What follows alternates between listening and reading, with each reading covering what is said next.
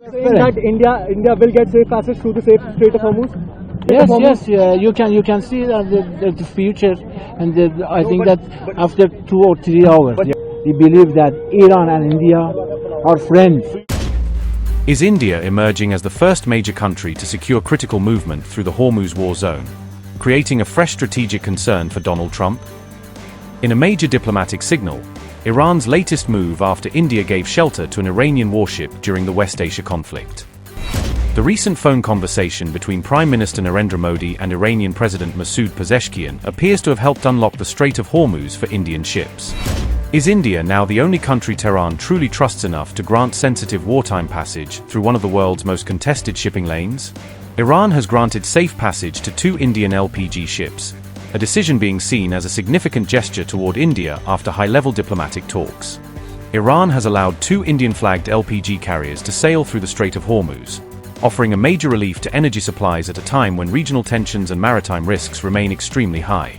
Iranian officials confirmed the decision on March 13th, indicating that the move came amid growing concern over cooking gas crisis in India and the urgent need to ensure uninterrupted fuel shipments. The vessels have been permitted to move through the Strait of Hormuz, a source told Hindustan Times, underscoring that Tehran had formally cleared the passage despite the volatile wartime environment. The development came only hours after Prime Minister Narendra Modi held a phone conversation with Iranian President Masoud Pezeshkian, suggesting that high-level diplomatic engagement may have helped facilitate the breakthrough. According to reports, this was the first direct conversation between the 2 leaders since the war in West Asia broke out on February 28, making the timing of the call especially significant. Narendra Modi said, and I quote, "had a conversation with Iranian President, Dr. Masoud Pezeshkian, to discuss the serious situation in the region. Expressed deep concern over the escalation of tensions and the loss of civilian lives, as well as damage to civilian infrastructure. The safety and security of Indian nationals, along with the need for unhindered transit of goods and energy, remain India's top priorities. Reiterated India's commitment to peace and stability and urged for dialogue and diplomacy." Unquote. External Affairs Minister Jaishankar has also held several rounds of talks with his Iranian counterpart during the conflict, highlighting India's active diplomatic outreach as the crisis continues to unfold. On March 13th, the Iranian ambassador to India also spoke publicly about Tehran's decision to grant safe passage to ships, providing rare official insight into a highly sensitive wartime maritime issue.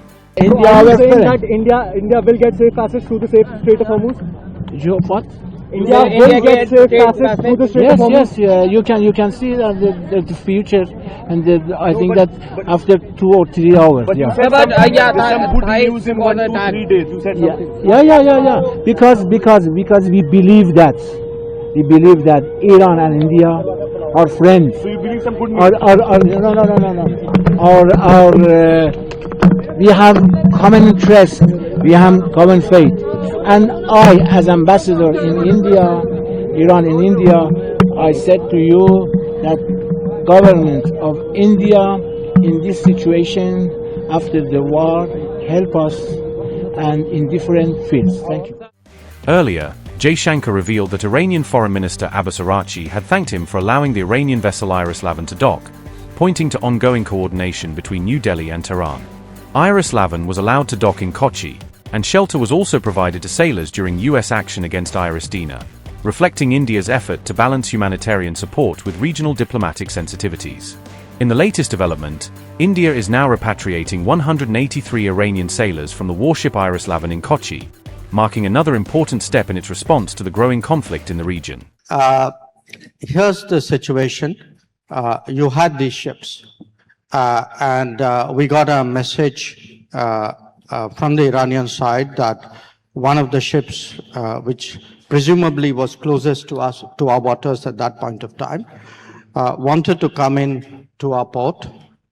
They were reporting that they were having problems.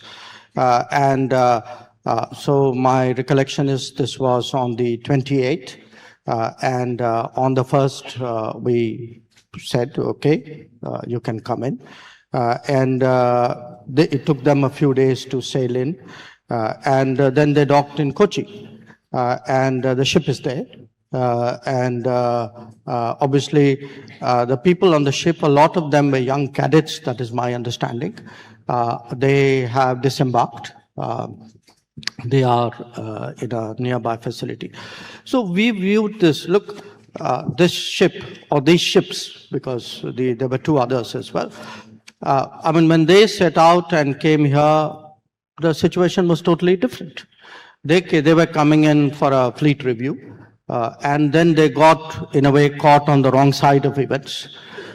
So for us, when this ship wanted to come in, and that too in difficulties, I think it was the humane thing to do. And I think we were guided by that principle. And in a sense of the other ships, one obviously had a similar situation in Sri Lanka, and they took the decision which they did, and one unfortunately didn't make it. I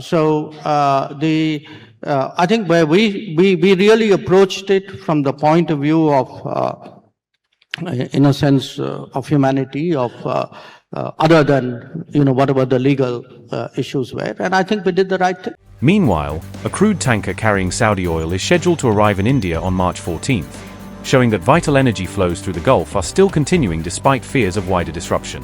People familiar with the matter told Hindustan Times that the tanker would reach India after successfully sailing through the Strait of Hormuz, one of the world's most strategically sensitive maritime choke points.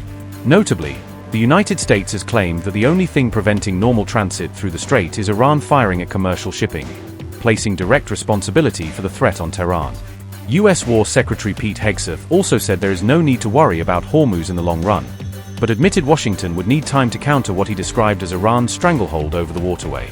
The only thing prohibiting transit in the Straits right now is Iran shooting at shipping. It is open for transit should Iran not do that. Now, there's a reason why we chose, as one of our primary objectives, destroy the Navy. We understood the ability to interdict shipping is something Iran has done for 40 years. It's key terrain. They've used it as leverage. The world is seeing what they'll do to fight back in that context. And so we've heard them talk about taking various measures, and we're planning for all of them. So we have a plan for every option here. We're working with our interagency partners, and that's not a strait we're going to allow to remain contested or with a lack of flow of commercial goods. So we're aware of that. We're laser focused on our military objectives, but also want to make sure our partners across this government understand we're working with you to make sure that energy flows, and that's an important part.